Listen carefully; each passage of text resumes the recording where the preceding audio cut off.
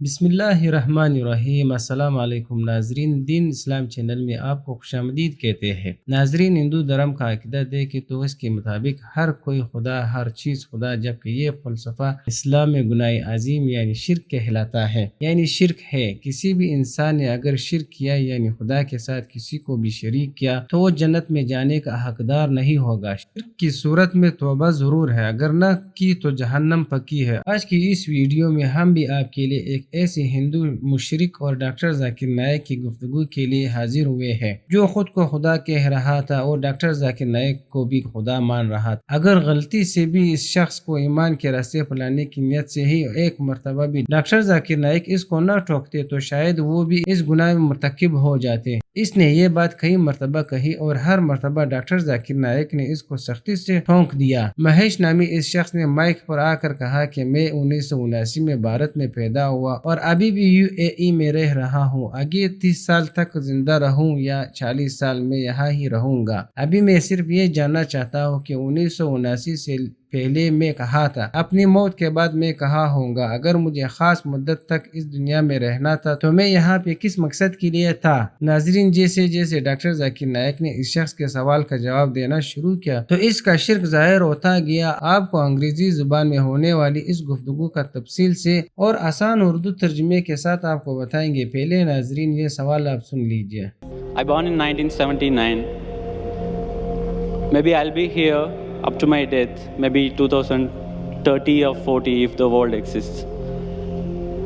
I just want to know where I was before 1979, where I'll be after my death. If I have been meant to be here in this world for this. Doctor Zakir Naik نے مہیش نامی لڑکے کو واضح الفاظ میں بتایا کہ بھائی تم اس دنیا میں ہو تو اپنے لیے ہو، اچھے اعمال کما سکو، مرنے کے بعد کہاں ہوں گے۔ اس کا انحصار اس چیز پر ہوگا کہ تمہارا ایمان کیا تھا۔ اگر تم اللہ تعالیٰ اور اس کے آخری نبی اور آخری کتاب پر عمل کرتے ہو تو جنت میں جاؤ گے، اگر اس کے خلاف ہوئے تو جہنم میں جاؤ گے۔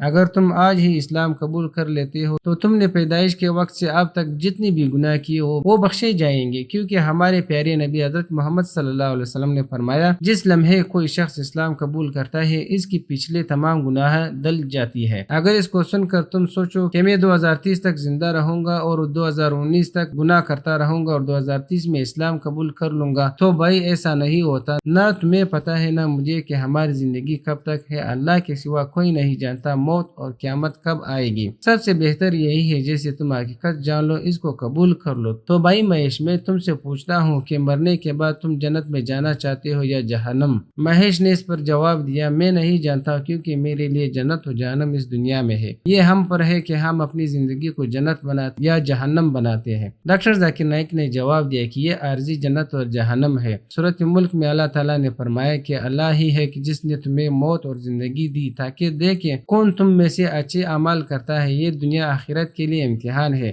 ایک عام آدمی اس دنیا میں تقریباً 70 سال سے یا 60 سال تک زندہ رہتا ہے۔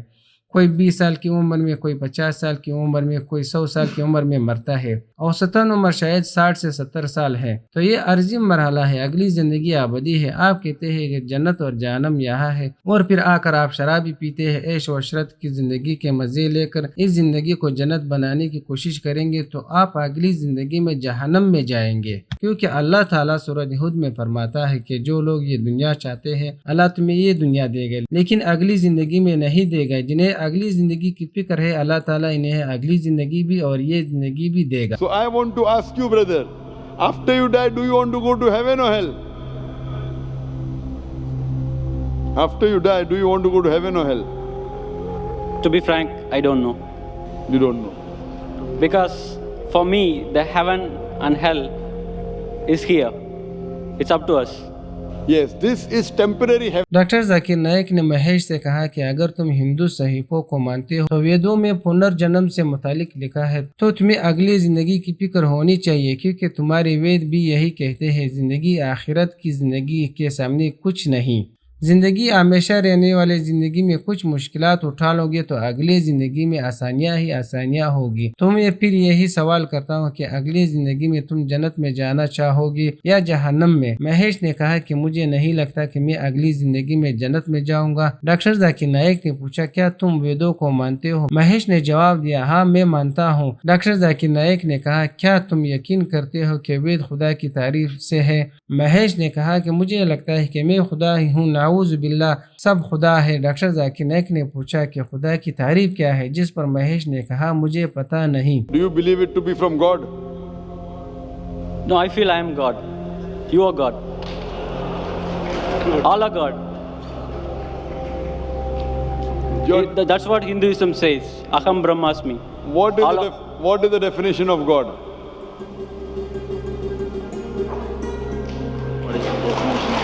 I don't know. I am God, you are God. What is the definition of God? I don't know. That means you don't know, I don't know. ناظرین، مہیش نے کہا کہ مجھے لگتا ہے کہ خدا ہر طرف ہے اور ہم سب ہے، مگر ڈاکٹر ذاکر نائک نے کہا کہ پہلے تم مجھے خدا کی تعریف بتاؤ. اگر تم خدا کی تعریف ہی نہیں بتاؤ گے خدا کہتے کس کو ہے؟ تو یہ کیسے کہہ سکتے ہو کہ خدا ہر طرف ہے، خدا سب میں ہے؟ اگر تمہیں خدا کی تعریف نہیں معلوم تو اس کا مطلب یہ ہے کہ جو بھی تم کہہ رہے ہو اس بات میں کوئی وزن نہیں. پہلے میں ہندو صحیفوں کے مطابق خدا کی تعریف بتاتا ہوں. اگر آپ اپنے شدھ میں پڑھیں تو یہاں لکھا ہے کہ خدا ایک ہے، دو نہیں. سویتا اپنی شدھ میں لکھا ہے کہ خدا کے کوئی والدین نہیں، اس کا کوئی مالک نہیں، اس کا کوئی پرمتھا تصویر مورتی یا بت نہیں. یہی چیز یاجر وید میں دہرائی گئی ہے، اس خدا کی کوئی تصویر نہیں. برہما 17 میں لکھا ہے کہ خدا ایک ہے، اس کا کوئی شریک نہیں، کوئی نہیں کوئی نہیں کوئی نہیں، ذرا سا بھی نہیں. تو ہندو صحیفوں کے مطابق خدا ایک ہے. ایسے قرآن پاک میں بھی خدا کی تعریف بیان کی گئی ہے کہ خدا ایک ہے، اس کا کوئی شریک نہیں، نہ اس کا کوئی اولاد، نہ اس کا والدین اور نہ کوئی اس کا ہمسر ہے. تم کہتے ہو کہ تم خدا ہو، سب خدا ہے. تو ہندو صحیفوں اور قرآن پاک میں خدا کی تعریف کے مطابق کیا تم اس دنیا میں اکیلے انسان؟ مہیش نے جواب دیا نہیں، اور بھی انسان ہے. جس پر ڈاکٹر ذاکر نائک نے کہا کہ جب تم جیسے اربوں ہے تو تم خدا کیسے ہو سکتے ہو؟ تو پھر کہا گیا کہ خدا ابدی ہے، اس کا کوئی فنا نہیں. کیا تمہیں موت نہیں آئے گی؟ اس نے جواب دیا مجھے موت آئے گی. ڈاکٹر ذاکر نائک نے کہا پھر تم کیسے خدا ہو سکتے ہو؟ پھر خدا کی تعریف ہے کہ اس کی کوئی اولاد نہیں، نہ اس کو کسی نے جنا ہے، اور اگر تم شادی شدہ ہو تو تمہاری اولاد بھی ہوگی، اور اولاد نہ ہو تو تمہارے والدین تو ہوں گے. پھر تم کیسے خدا ہو سکتے ہو؟ خدا کی تعریف ہے کہ اس کے جیسے کوئی نہیں، مگر تم جیسے عربوں ہے، دو کان والے، دو پاؤں والے، دو ہاتھ والے، دو آنکھوں والے، سر، جسم. تم جیسے کتنے عرب انسان اس دنیا میں ہے، تو تم کیسے خدا ہو سکتے؟ Say is Allah one and only. Are you the only human being? Am I the only human being? Yes or no? Yes or no? I'm a human being. Are you the only human being? Only one? No. I'm one of them. Qul hu Allahu ahad. Say he is Allah one and only. Allahu samad. The absolute and eternal. Are you absolute and eternal? Are you absolute and eternal? No. So how can you be God? I'm not absolute and eternal. How can I be God? Doctor Zakir Naik نے مہیش سے پوچھا کہ ویدوں اور قرآن پاک میں خدا کی تعریف کے مطابق کیا تم خود کو خدا کہہ سکتے ہو؟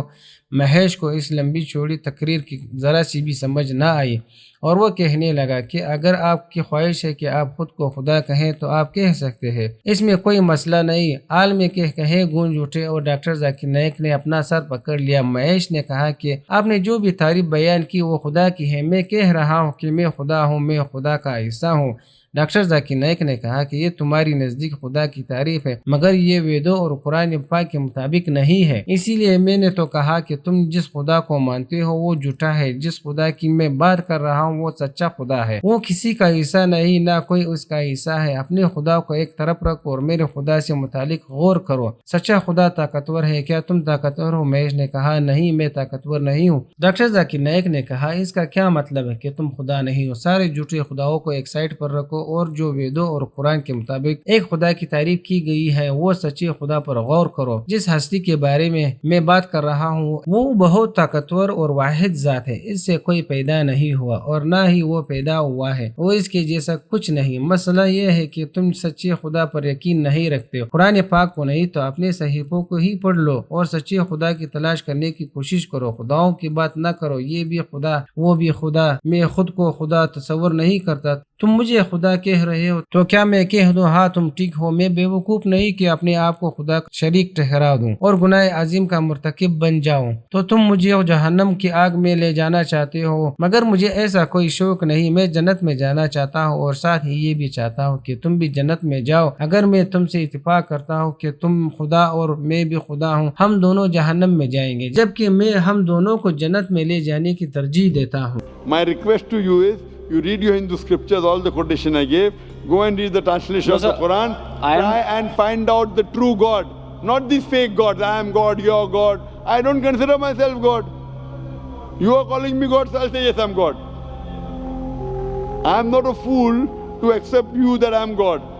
You want to go to hell, go. I don't want you to take me to hell. Doctor Zakir Naik sahab نے اس شخص سے کہا کہ میری درخواست ہے کہ تم اپنے صحیفے پڑھو، ویدوں کو دیکھو اور اپنی شدھ کو دیکھو، خود کو علم کی طرف مائل کرو۔ مجھے یقین ہے کہ ایسا کرو گے کل تم بھی میرے ساتھ جنت کی لین میں کھڑے ہو کر۔ اگر ایسا نہیں کرو گے تو دنیا میں تمہارا نقصان ہوگا اور آخرت میں بھی ہمیشہ ہمیشہ کے لیے جہنم کی آگ میں چلے جاؤ گے۔ اس چیز سے بچو کیونکہ جب تک زندگی ہے تو تمہارے پاس وقت ہے، جیسے تم مر جاؤ گے توبے کے دروازے بند ہو جائیں گے اور کوئی پنرجنم بھی نہیں ہے، نہ تمہیں بچا سکے گا۔ ناظرین، آج کی ویڈیو کے بارے میں آپ کی رائے کیا ہے؟ کمنٹ سیکشن میں ضرور آگاہ کیجیے۔ اگر آپ نے ہمارے چینل دین اسلام سبسکرائب نہیں کیا تو ابھی سبسکرائب کیجیے اور بیل آئیکن کو بھی پریس کر لیجیے۔ اپنا خیال رکھیے، اجازت چاہتے ہیں، اللہ حافظ۔